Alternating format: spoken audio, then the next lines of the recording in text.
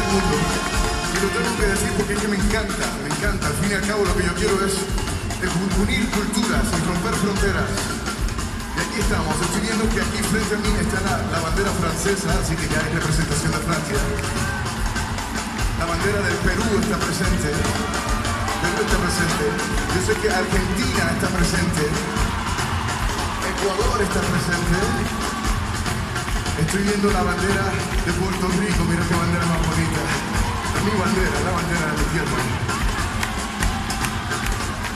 Y también, mira la bandera de México, mira la bandera de México, saludos de México. Mira qué más. Mira que lo veo bien, pero bueno. Estoy viendo una bandera de un país que yo quiero mucho, un país vecino a la mía, mi tierra.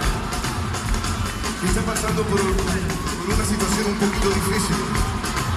Y todas las noches le dedico la luz y la fuerza y la paz que se merece. Y estoy hablando de Venezuela. Venezuela te quiero con todo mi corazón. Venezuela eres muy especial.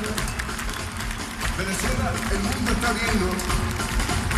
Así que vete a las calles y exige lo que te merece, Venezuela. Exígelo. Habla, pídelo, grítalo. Y todo en paz.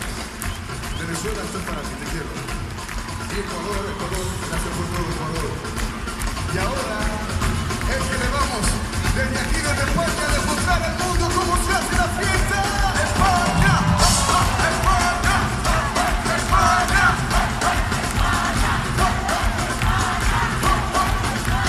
¡No te oigo! ¡Más fuerte!